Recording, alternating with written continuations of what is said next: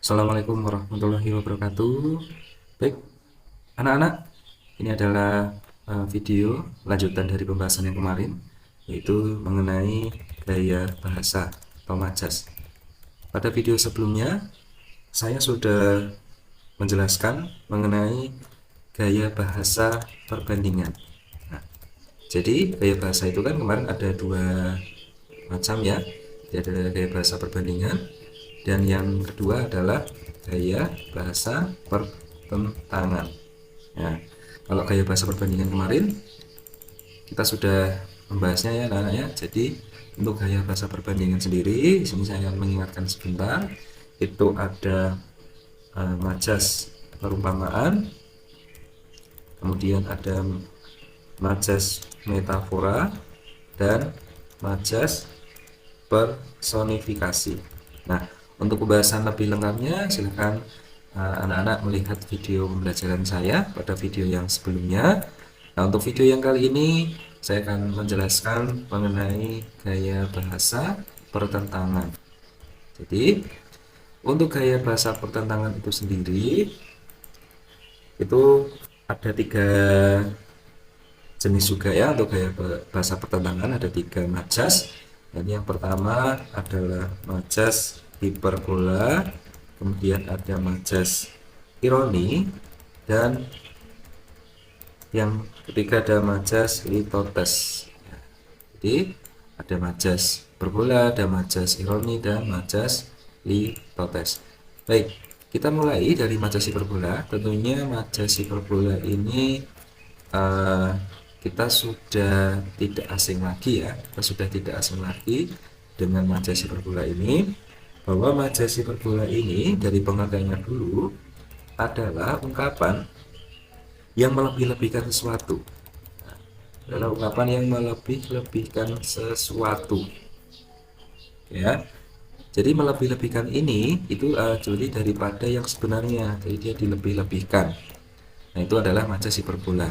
Kemudian kalau untuk contohnya itu sendiri, ya, untuk contohnya itu sendiri ada beberapa contoh diantaranya, ya, suaranya menggelegar bagai halilintar, menggelegar bagai halilintar. Nah, di sini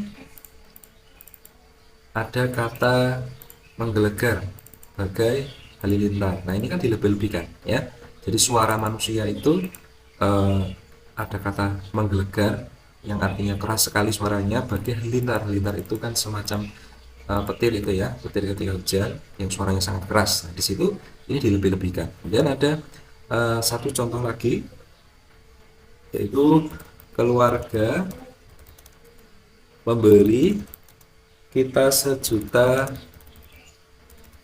kenangan.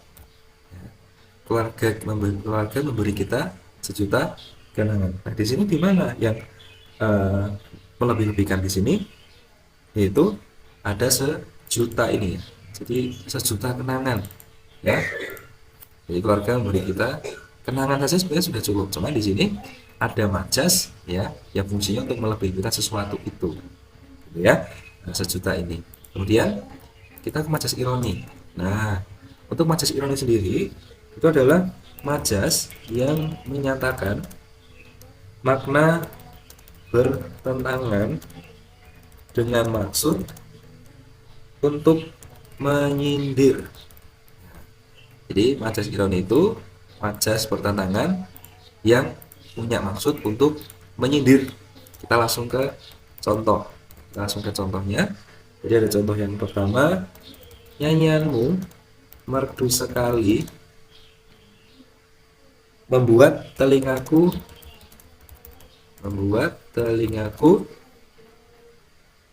hampir pecah.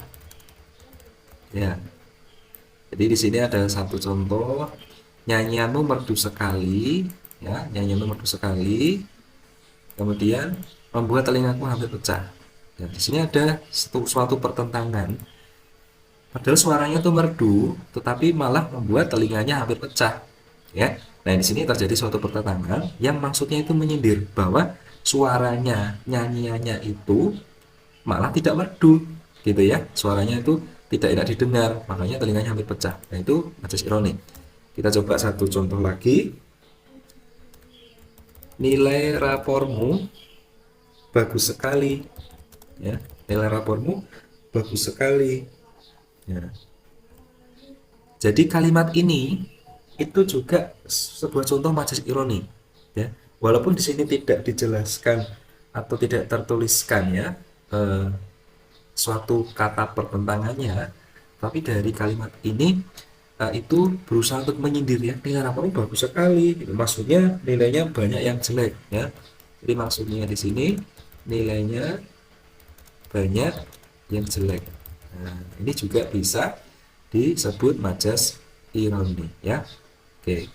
Kemudian kita ke majas yang ketiga, yaitu majas litotes ya. Majas litotes itu adalah majas yang menyatakan sesuatu yang sebenarnya positif, tetapi dinyatakan dalam pernyataan yang negatif. Tapi dinyatakan dalam pernyataan yang negatif atau pertentangan. Ini adalah majas litotes. Oke, di sini kata kuncinya adalah sebenarnya pernyataannya itu positif, tapi nanti dalam penyampaian di dalam kalimat menjadi kalimat yang saling bertentangan ya, atau negatif.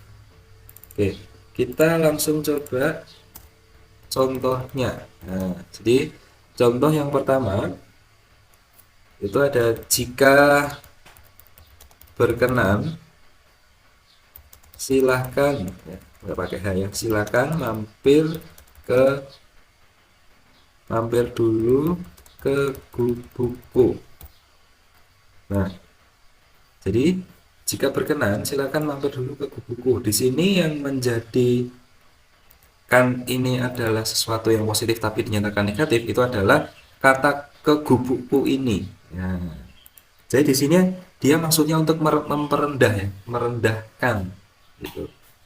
Jadi sebenarnya kan ini rumah maksudnya ya, tapi diganti ke gubuk. Gubuk itu kan dalam artian sebuah rumah yang kondisinya itu kecil, kemudian eh, sempit begitu ya, terkesan kotor. Nah, itu gubuk. Maka di sini disebut majas litotes.